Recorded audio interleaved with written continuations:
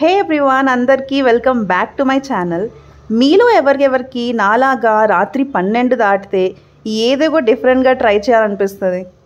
ఇప్పుడు మీరు చూసిన టైం 12 PM కాదండి, 12 AM. అండ్ పాపం మా బర్డ్స్ని కూడా లేపేసాం. అయినా ఇది మన మిస్టేక్ కాదండి, అంతా ఇన్స్టాగ్రామ్ వల్లే. ఎప్పుడు ఓపెన్ చేసినా ఏదో ఒక రెసిపీ వస్తుంది నా ఫీడ్లో. సగం అయితే ఫుడ్డే ఉంటాయి. ఇంకా వచ్చిందండి గార్లిక్ రైస్ వీడియో. ఇంకా నాకు అది అర్జెంటుగా ఎలా అయినా చేసి తినాలనిపించింది.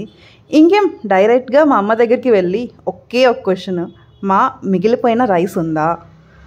అది వన్ డే అంత పేషెన్స్ లేదండి మనకి. అవును అనగానే అమ్మయ్య అనిపించింది. మా అమ్మ ఒక లుక్ ఇచ్చి ఏమైనా చేసుకో కానీ నీట్గా చేసుకో అనింది. ఇంకా స్టార్ట్ చేసేసామండి ప్రాసెస్. ఏముంది, గార్లిక్ రైస్కి కావాల్సింది గార్లికే కదా. కానీ వలచాలబ్బా, నాకైతే ఈ వలచడం అంటే చాలా చిరాకు. కానీ కష్టపడాలి కదా, ఇంకేం పని కానిచ్చేసాం. పనులు రావని కాదు, బద్ధకం అంతే.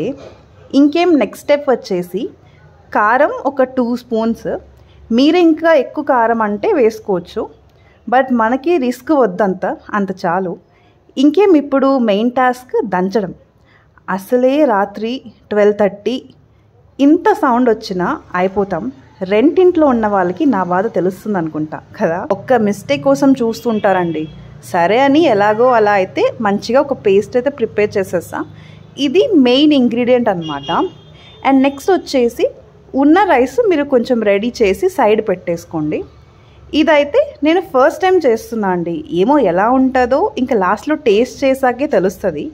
But let's hope for the best. ఇంకేం ఆనియన్ అండ్ మిర్చి కట్ చేసేసుకుందాం.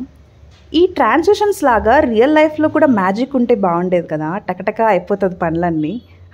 బట్ ఏం చేయలేం, ఇవన్నీ వీడియోస్లోనే. ఇంకేం కావాల్సినవన్నీ ప్రిపేర్ చేసేసుకున్నా. నెక్స్ట్ వచ్చేసి సరిపడే అంత ఆయిల్. ఇది నేను కాదండి, రీల్లో ఇలా వేయమని చెప్పారు. ఎగ్జాక్ట్గా అన్నీ ఫాలో అవుతున్నా. బాగాలేకపోతే మాత్రం నా తప్పు కాదు, రీల్ తప్పది. ఓకే, ఇంకేం నెక్స్ట్ వేయాల్సినంత వేసేసి ఇంకేం ఆనియన్ వేసి మిక్స్ చేసేసేయండి.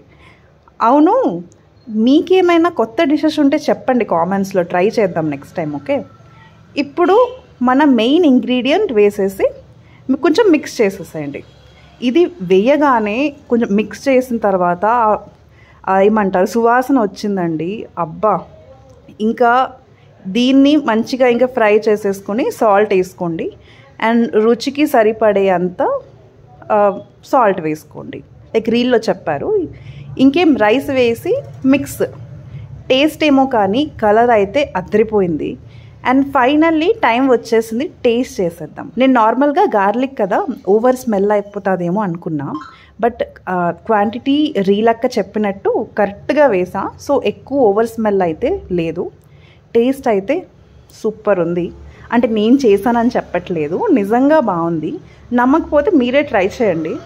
మీరే వచ్చి కమెంట్స్ చేస్తారు, జాను అక్క చాలా బాగుంది, ఇది మాత్రం గ్యారంటీ.